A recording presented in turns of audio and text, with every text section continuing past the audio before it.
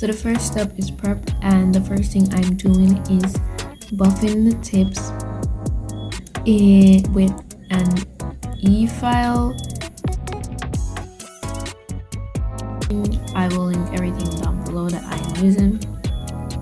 So all I'm doing is lightly buffing the top of the nail tips, and that is gonna help with the process of helping the base to go on smoothly. So with prepping the tips, you skip base gel.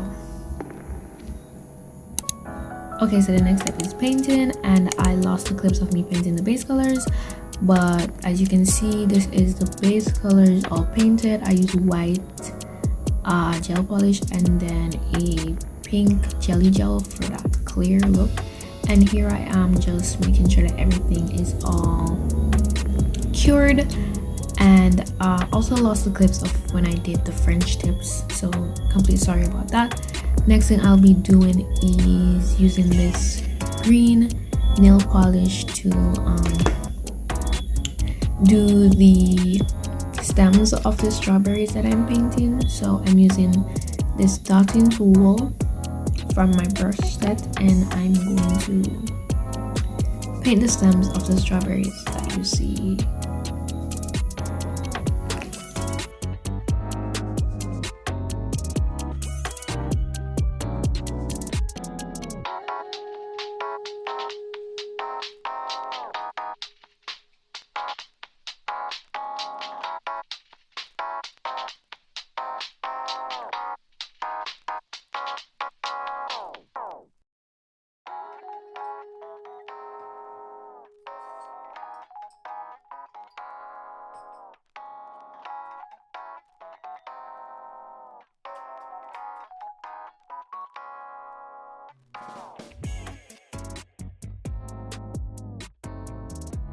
So there's obviously no specific way that I can tell you how to do this. You would just have to paint however you want to paint. I am in no way an artist. I cannot draw at all. So yeah, take whatever you want with that. But I'm just basically just dotting and pulling the gel paint down to create that stem effect.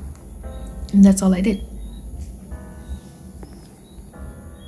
So now I'm gonna let these cure for 60 seconds, and now I'm cleaning my brush too. So those are all cured, and the next step is to make the body of the strawberries, you would call it, I guess. So I'm just using this another jelly gel that's more pink, and I'm just using the brush to dot it on the green, and leaving a piece at the top to be like the stem, obviously, as I said before. So I do that and I let them cure. I just press a button. I don't really, it could be 30, it could be 60, it could be 90. This is a jelly gel, so you might want to let it cure for a long time. And those are all these strawberries all painted. And the next step now is to add the white to the strawberries. So I'm using this white gel paint, and once again I'm using a dotting tool to just make some little white dots. Again, this is all by preference. You choose to do it however you want to do it. There's no specific way, so I'm just putting in some little small dots. And for the dotting tool, after dipping it into the gel polish, I do dot it on like the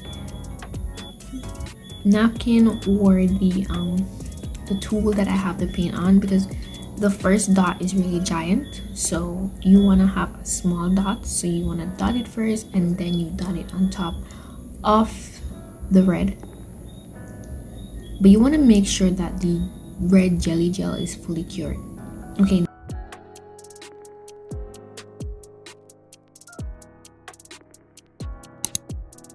next is nail decor, and I'm basically using this 5-in-1 top coat that is it's what they use to make the 3D arts and stuff.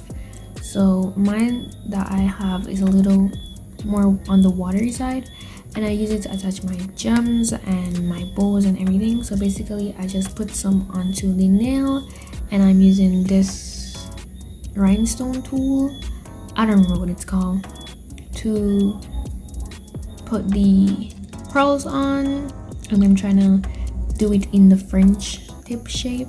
So yeah, the next step I did was to do the bows, and I lost that footage also, completely sorry about that. So basically the same step, use the 5-in-1 top coat, put it on, and then put the bow on top, and then I cure those so that they stay in place.